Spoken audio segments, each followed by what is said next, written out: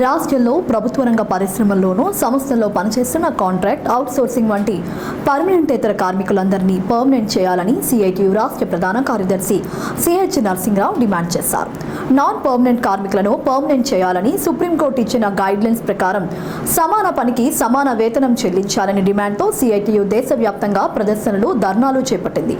ఈ మేరకు సిఐటియు విశాఖ జిల్లా కమిటీ ఆధ్వర్యంలో జీవీఎంసీ గాంధీ విగ్రహం వద్ద వేలాది మంది కాంట్రాక్ట్ కార్మికులతో మహాధర్నా నిర్వహించారు. ఈ ధర్నాను ఉద్దేశించి సిహెచ్ నరసింహరావు మాట్లాడుతూ కేంద్ర రాష్ట్ర ప్రభుత్వాలు అతి తక్కువ వేతనాలు ఇచ్చి కాంట్రాక్ట్ అవుట్సోర్సింగ్ కార్మికులతో పనులు చేయించుకుంటున్నారన్నారు.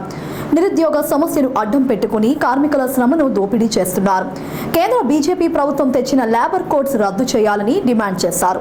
సిఐటియు జిల్లా అధ్యక్షులు కెఎం శ్రీనివాస్ మాట్లాడుతూ విశాఖపట్నం లాంటి భారీ పరిశ్రమ, ప్రభుత్వ రంగంలో ఉండే పరిశ్రమల్లోనూ కాంట్రాక్ట్ కార్మికులకు ఉద్యోగ భద్రత ఉండటం లేదని, మరి ప్రైవేట్ రంగంలో ఏ రకంగా ఉంటుందో ఊహించుకుంటే భయంగా ఉందన్నారు.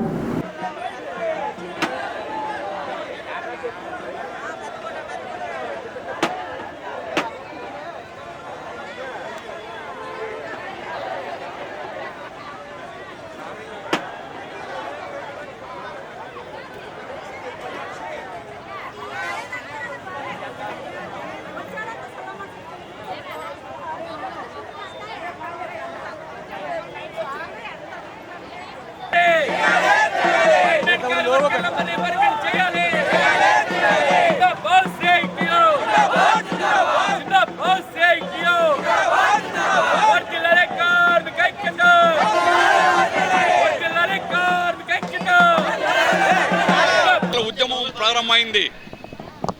10 ఏళ్ల నుంచి మోడీ కార్మికులు అణిచేటువంటి విధానాలు అమలు చేస్తున్నాడు. కార్మికులు స్వాతంత్రం ముందు నుంచి సాధించుకున్నటువంటి చట్టాలను మార్చేసి లేబర్ కోడ్లు అనేటువంటి పేరుతో కార్మికులకు ఉన్నటువంటి హక్కులన్నీ కూడా సారాన్ని తీసేశాడు. హైర్ అండ్ ఫైర్, మా ఇష్టం వచ్చినట్టు తొలగిస్తాం, మా ఇష్టం వచ్చినట్టు కార్మికుల్ని వాడుకుంటామనేటువంటి పద్ధతులు వాడుతున్నారు. సర్వ సంపదను సృష్టించేది కార్మిక వర్గం. మేము లేకపోతే ఒక్కరోజు కూడా మీరు ఈరోజు దేశం స్తంభించిపోతుంది. రైళ్లు నడవవు, ప్రయాణం జరగదు, పెట్రోలియం ఉండదు, అన్ని రకాల ఉత్పత్తులను చేసేటువంటిది కార్మిక వర్గం.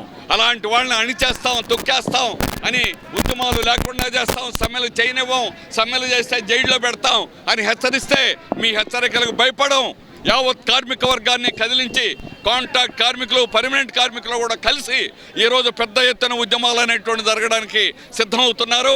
ఇప్పటికైనా కేంద్ర ప్రభుత్వం లేబర్ కోడ్లు వెనక్కి తీసుకోండి, పని గంటలు అమలు చేయండి, మహిళలకి భద్రత కల్పించండి, అన్ని విధాల చట్టాలు అమలు చేయండి, ప్రావిడెంట్ ఫండ్, ఈఎస్ఐ, గ్రాట్యుటీ బోనస్లు అమలు చేయండి.